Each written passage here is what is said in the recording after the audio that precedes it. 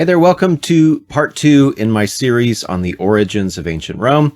This series looks at the city of Rome before the Roman Empire, before even the Roman Republic, back in the deep, dark, ancient, archaic, we might say, history of ancient Rome. So I'm Colin Elliott. I am a history professor at Indiana University. I'm also the host of the Pax Romana podcast, which you're welcome to check out after watching this video. This is, like I said, part of a 6-part series. So just so you can see what we've done and where we're going. First video was on Italy. We started with around 4000 BC, and we went all the way up to about 1000 or so BC. Today, we're looking at Italy's first cities and the rise of what are called city-states in Italy. Then on the next video after this one, we're going to look at the founding legend that began it all in ancient Rome, the story of Romulus and Remus. Following that, video 4 is going to look at the monarchic period. Rome was ruled by kings before it was a republic. These kings are, at least the stories about them, are mostly mythological. So we'll talk about those myths and a little bit about why those myths were preserved and kept by later Romans. Then we'll look at the Etruscans. They are a kind of enigma in terms of their culture. Their writing is still largely undeciphered, or at least is not completely deciphered. A little bit is known or supposed about their writing, but there's still a bit of a mystery there. And they are very influential on early Rome, and then gradually they just kind of dissipate. So we'll talk about them in number 5. And then in video number 6, we'll get to kind of the dramatic moment, the end of the monarchic period in archaic Rome, and we'll start with the Republic. And I think I'll end this series there. If there's interest in more, we can do more. But for now, I'm just doing a 6-part series. So let's get to part number 2, Italy's first cities.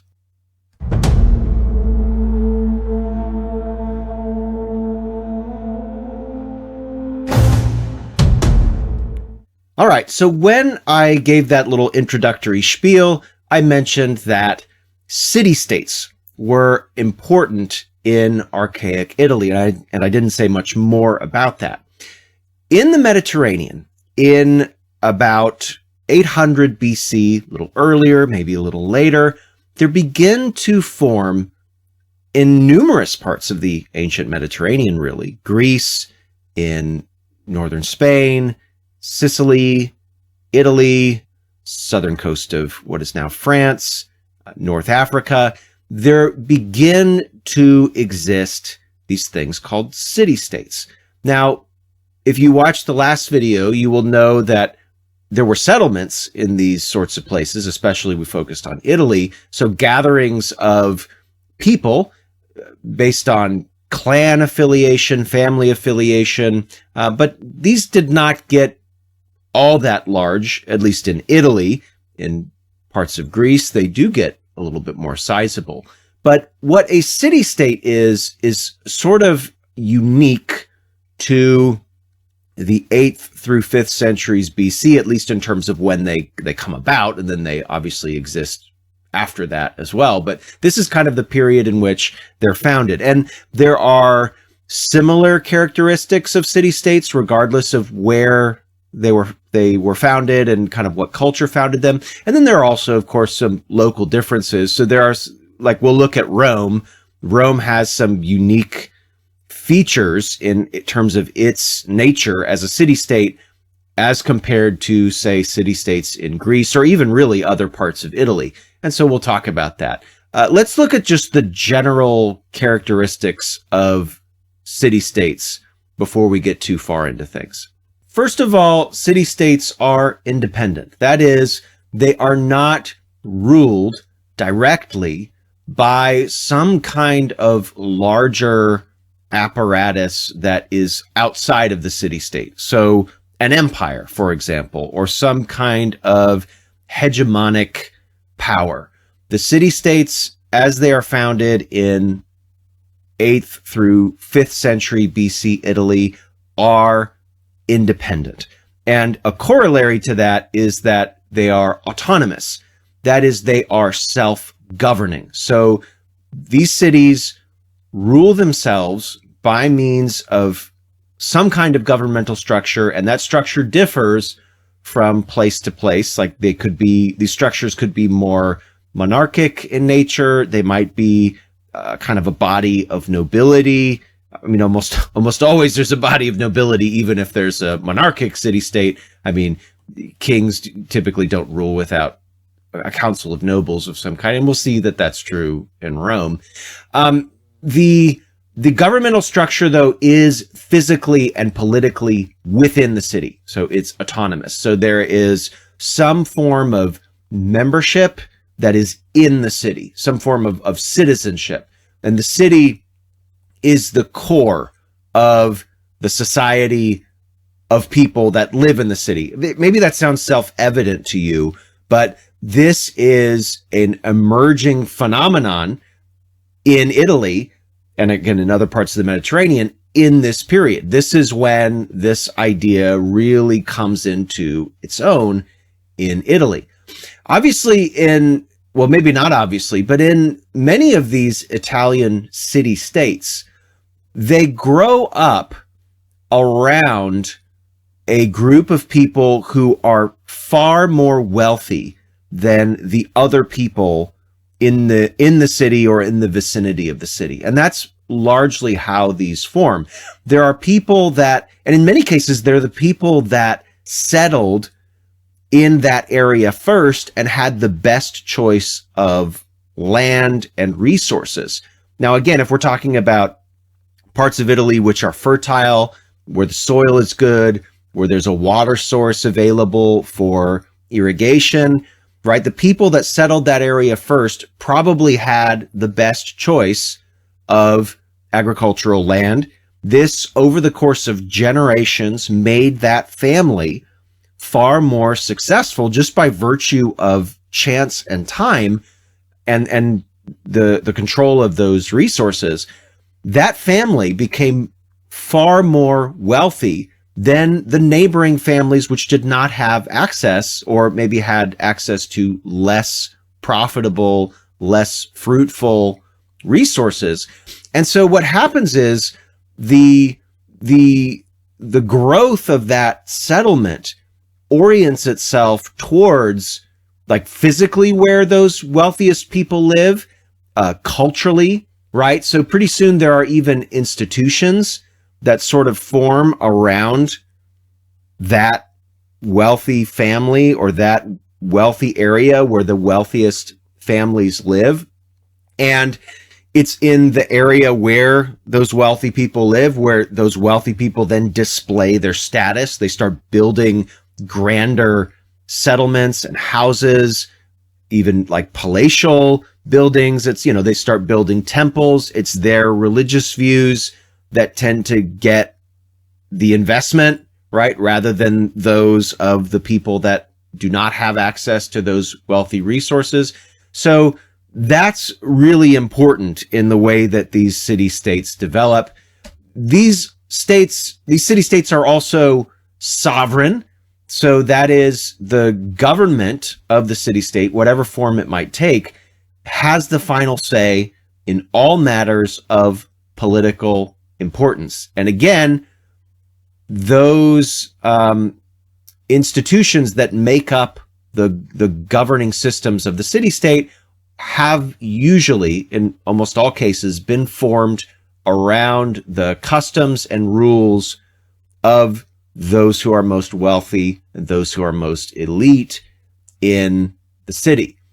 The citizenry of the city more broadly are then organized kind of underneath those structures. Now, one thing that defines a city-state as opposed to just a settlement with some elite families is the formation of institutions by those elite families that kind of are designed to be above any one elite family. So again, these are things like law that govern. They're kind of rules and norms that govern everybody, that any member of the elite could appeal to, that is above any other member of the elite. And in some cases, right, especially in cities that are organized maybe in a more democratic fashion, and we do get some of those in Italy at the end of this phase of development in the 6th and 5th century BC, especially in the south, in the Greek founded cities.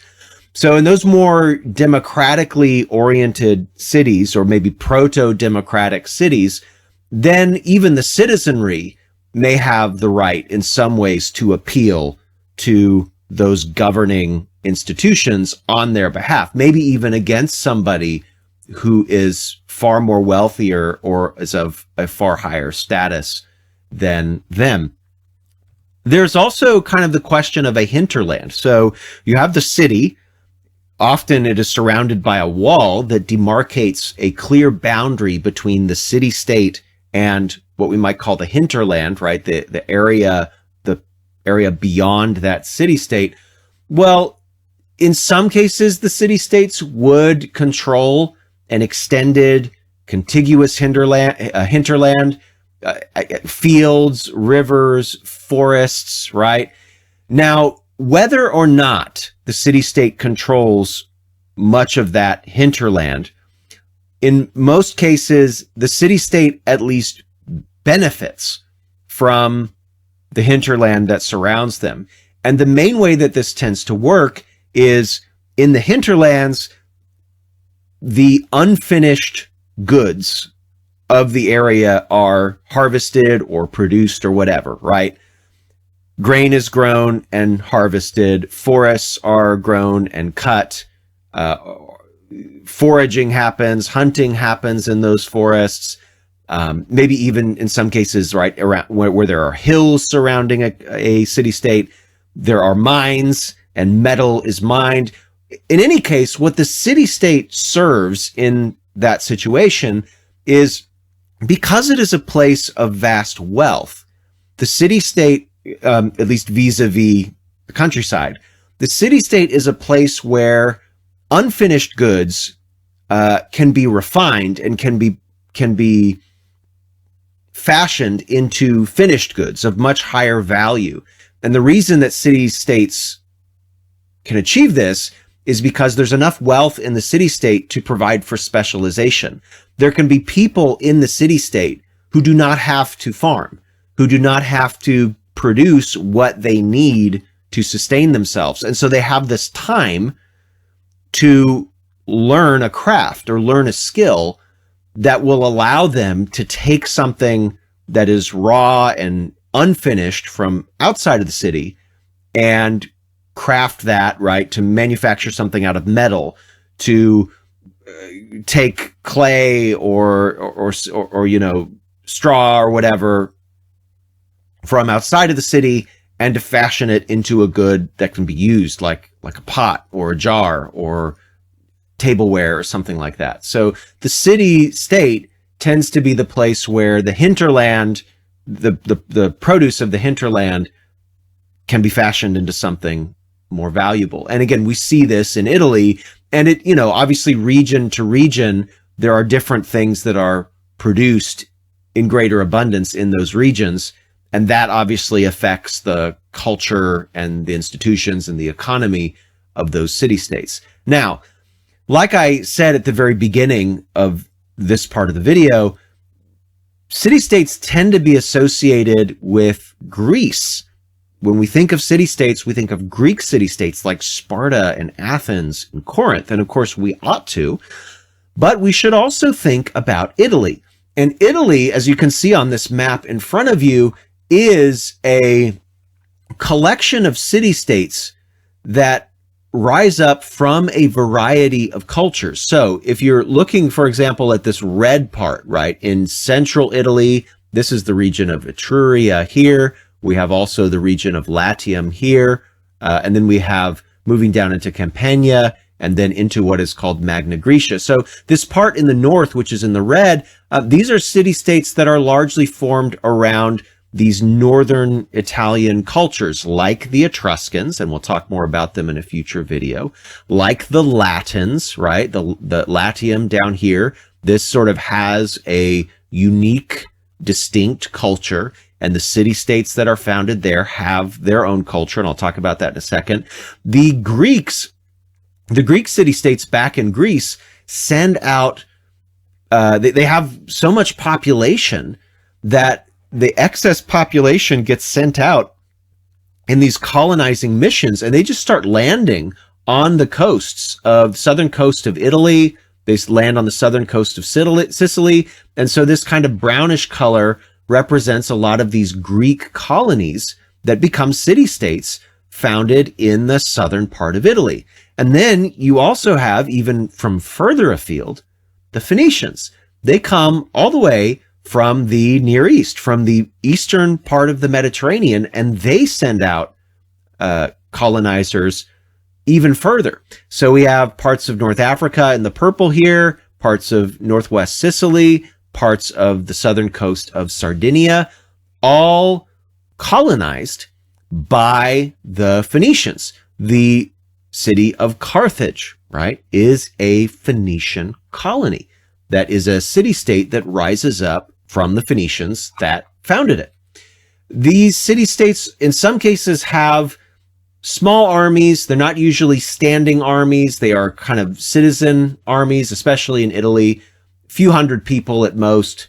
Some of the larger cities in central Italy, right, in Latium, they are going to have much larger armies, maybe 1,000, 2,000, and the cities are populated by, 5,000, 10,000 people. By the time we get to the 6th and 5th century BC, they have monumental architecture, temples, palaces. These kinds of buildings require vast amounts of wealth to build.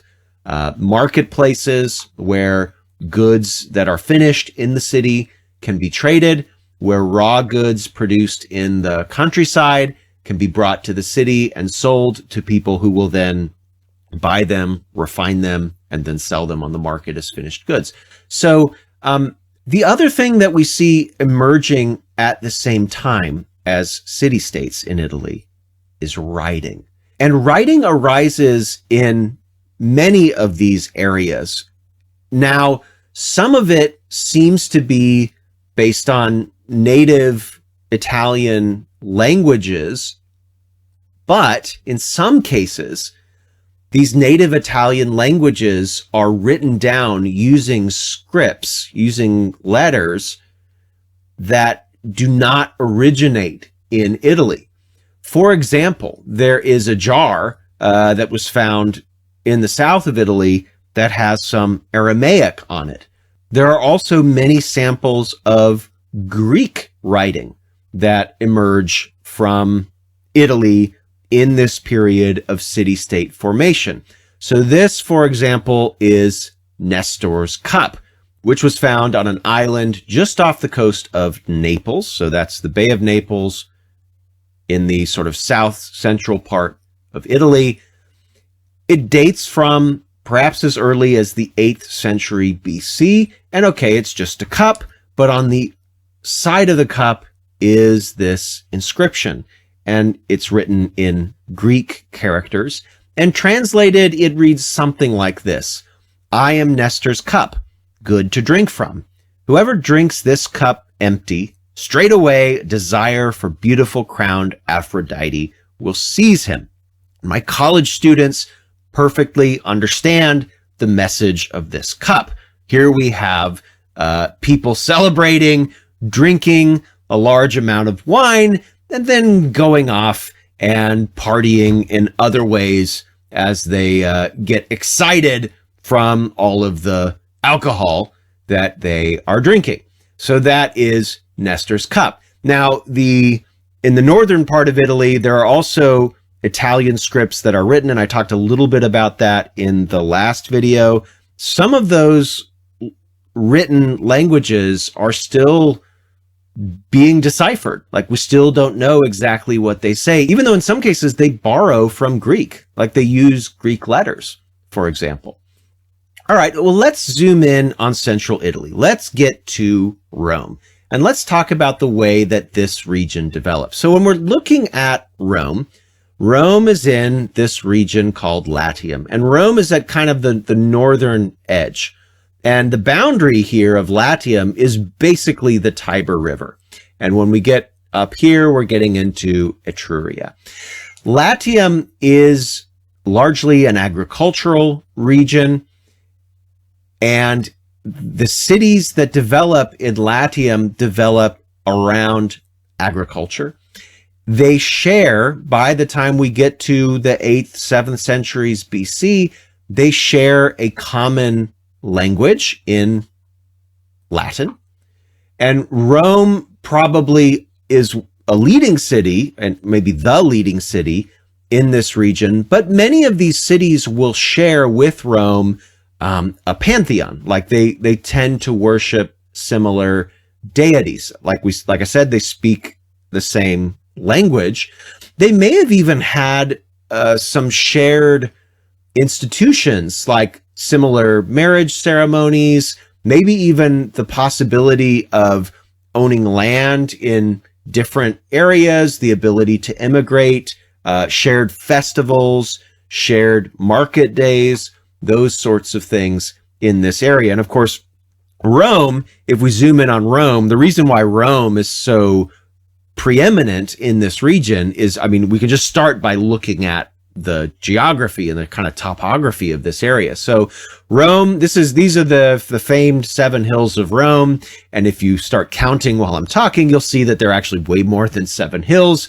You know, Rome is an interesting area geographically because you have these hills, and then you have these valleys here, and then you have a few plains here, and you have, lastly, the Tiber River. Now, I talked about this in the last video. The Tiber River is great because it connects to the Mediterranean through a decently serviceable outlet. Like, you can actually get boats from the sea up the Tiber River pretty well. However, at this point right here, this river, which will also accommodate boat traffic, can be forded because of this island here. So it's a kind of crossroads between river traffic moving up and down the river and then land traffic that can move across the river here. So this makes this site right here incredibly important in terms of trade and just people making connections. The river also provides a good freshwater source for purposes of drinking. And what these hills provide, especially these 3, these hills provide a kind of natural defensive position for purposes of controlling this very valuable area. So this is just a phenomenal site to found a city. And archaeologists working in this area have found remnants of this early city-state that suggest prosperity, defense, all of those things that give rise to civilization that I talked about in the first video. So the Palatine Hill seems to have been settled first, or at least it's on the Palatine that we find evidence of settlement. So a wall was constructed in the 8th century. There is evidence of a cemetery, a burial place, of huts, of timber and clay being used on the Palatine Hill to support probably a defensive structure and a settlement. Now, from here, you have the valley that exists between the Palatine and the Capitoline, which would have had a stream there, would have been a wetlands. It was drained around the 7th century, and in that space, we have what is called the Forum Romanum, where the earliest civic buildings in the city-state of Rome were initially built. In the 6th century BC, a temple was constructed there to Fortuna and some other monumental structures as well. And then over here, just to the west, is a plain, a kind of flatter area. This is where the early marketplace for Rome was built. And of course, after what I just told you about the geography of this area, it makes sense that the marketplace would be here, right? It's right by all of these defensible places. It's right where the ford exists and where riverine traffic exists, right before the ford. So you could unload your goods from the river and of course from the sea, so from well beyond Italy here. Land traffic goes just to the north of that. And then you have defensible places to kind of protect the marketplace, and you have the governing institutions right by that. So it's like the geography just lends itself to the development of a very prosperous city-state here. Now, the Capitoline Hill comes into play in all of this because it's on this site that the earliest and most important religious structures, physical structures, were constructed. So on the Capitoline Hill, again, 7th century, maybe 6th century, the Capitoline Museum actually has a great exhibit on this monument, and that is the Temple of Jupiter Optimus Maximus. Jupiter, the best and greatest. This is the chief deity in the Roman religion and in kind of the broader Latin culture outside of the city of Rome. It's this site where people need to go if they want to visit the temple of this very important, preeminent deity. This temple was very large. It may have been the largest temple in all of Italy at this point. And so we can see in all of this, right, Rome's city-state, by the time we get to the monarchic period, is developing very nicely and is setting up to be an important city, maybe not just in this region, but for Italy as a whole. And as we'll talk about in the next video, we then get to the monarchy. Who is going to rule this incredibly wealthy site? Now, the Romans have a particular story that they like to tell about the founding of their city with these two brothers, Romulus and Remus. So we'll talk about that story, why it's important to the Romans, and maybe a little bit about how it connects or doesn't connect with this history that we've just talked about in this video. Hope you'll catch that next time. Thank you very much for watching. Take care. Thanks so much for checking out this video. I very much hope that you enjoyed it. And if you did, please like the video or leave a comment, or even better, subscribe to the channel. All of these things boost the channel tremendously in the YouTube algorithm. I also hope that you'll consider checking out my podcast, the Pax Romana Podcast. It uploads to YouTube, but it's also available on Apple Podcasts, Spotify, and just about anywhere else you can get podcasts. Finally, if you want to, you can follow me on X. Just look up at Prof CPE, at PROF CPE, and you can find me there. And of course, I'll continue to upload YouTube videos about once a week. Hope you enjoy. Thanks a bunch. We'll see you next time.